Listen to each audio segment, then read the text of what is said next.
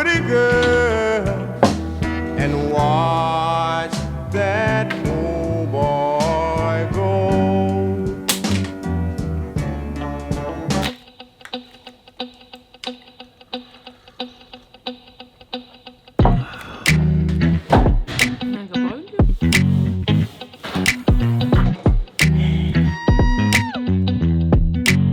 This is not a video that shows you how to build as cost efficient as possible. This is not a video in which we want to justify our purchases. And no, this is not a video in which we want to flex our money muscle.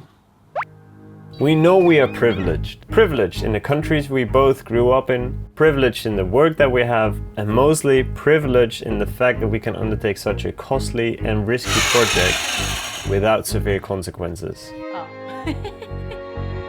That being said, every penny spent on this project we had to earn ourselves. In this video, we would like to be transparent about how much we have spent on this build, so that you can hopefully learn something, or at least be more informed when it comes to your project.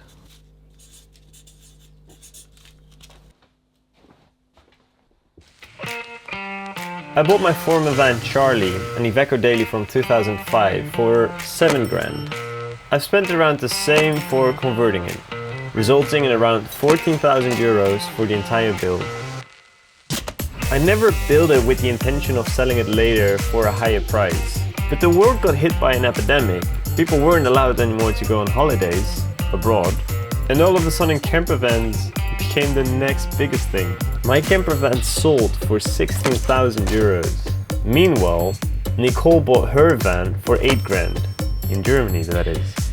And she spent roughly 10 grand converting it. So when we decided to sell her van in order to build this van, more about that in this video, we did have a bit of a jump start. We spent 18,089.50 on this DAF LF55 from 2012, with box and everything. And later on we had to pay the garage another 3,000 to fix things here and there. That makes it a total of 21,089.50. We've upgraded the cabin a little bit. Oh wait, let me fix this first. We upgraded it with buying this radio, these GBL speakers, painted bits and pieces black. Nicole did some amazing work with this fabric. Add some extra cables and accessories and we have a total of 336 spent on a cabin upgrade.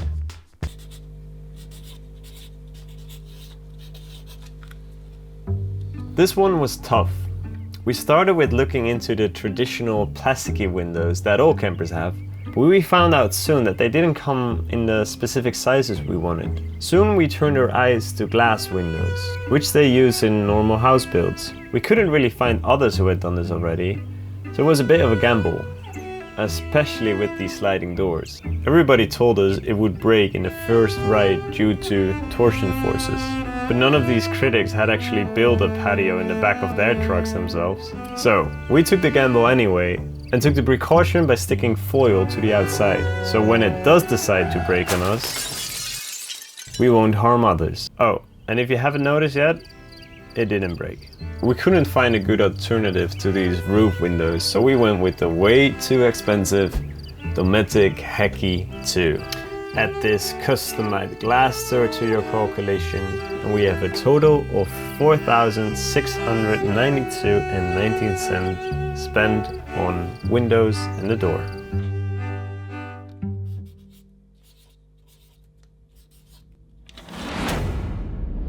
The nice looking wood is called Ocume. On the side we used 10mm thickness and on the roof we used 8mm thickness. We got Ocume on that side and we're gonna make it black or like grey black on that side. The black wood is relatively cheap plywood which we painted black ourselves. First we have a primer, then we have a paint to finish it up, and then a third paint to finish it up. Behind the wooden plates is a structure made of wooden beams. So right now we're in the process of building the wooden frames. The floor is made out of what we call betonplex, which translates loosely to concrete plywood. Basically, plywood with an epoxy finish on both sides. We also use this for our storage inside and outside to make the storage boxes. If we also add this second-hand floor, which is wood, but fake wood, then all in all, we have spent $2,949.31 on wood. We insulated the bunch with rock wool and a climate foil on top of that. I know, this is a touchy subject. If you want to know more about why we chose this, let us know in the comments. We also bought used, I guess you call it hardboard foam, pier, in the floor. Don't be too enthusiastic with fur. All in all, 527 euros spent on insulation. If you've seen our van tour, which if you haven't you should, you already know that this kitchen is an IKEA kitchen. We bought it for 1,029 bucks, delivery included.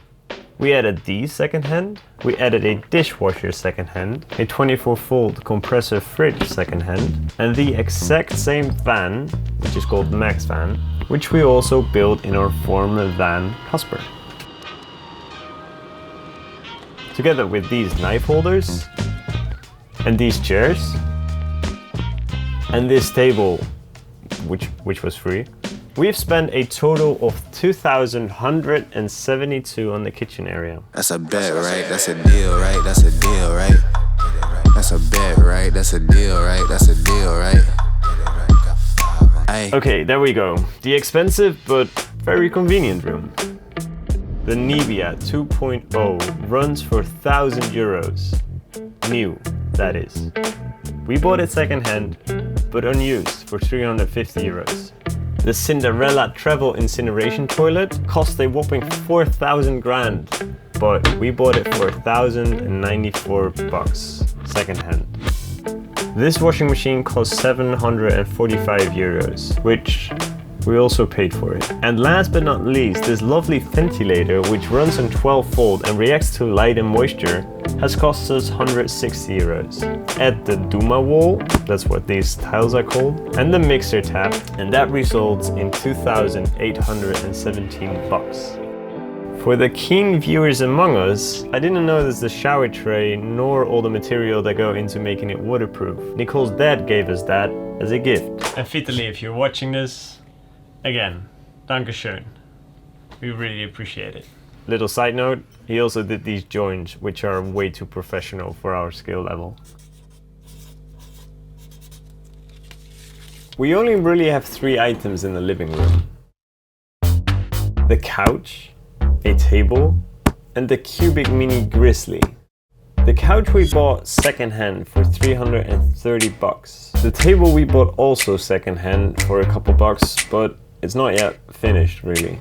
And the Cubic Mini Grizzly we had to import from Canada. We tried for several months to find something similar closer by home, but we just couldn't find an alternative. We paid 1,200 bucks for the stove and had to spend another 234 on import costs. That's one heck of an expensive wood stove. In total, 1,814 bucks spent on the living room area.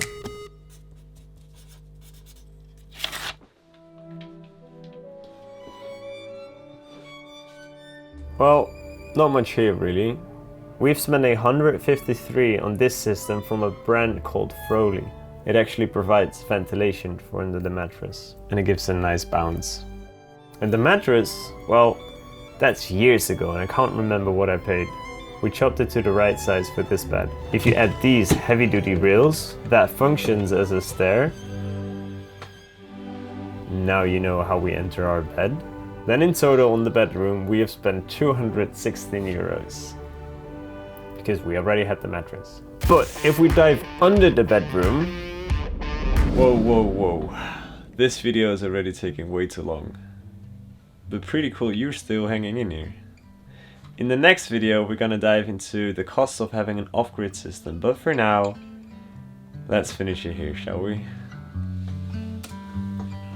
What I'm gonna do, I'm gonna work until I'm hollow, then So far, we've already spent a ridiculous amount of money on this house, but then again, that's what it is for us, a house. And if we compare it to the price of other houses, well, it's not too bad, is it? We hope this doesn't discourage you, but rather give you some helpful insights. Really, it doesn't matter how much you spend or don't spend, because in the end, the sunset's always free. I got $57 and I don't know what to do. I got $57 and I don't know what to do.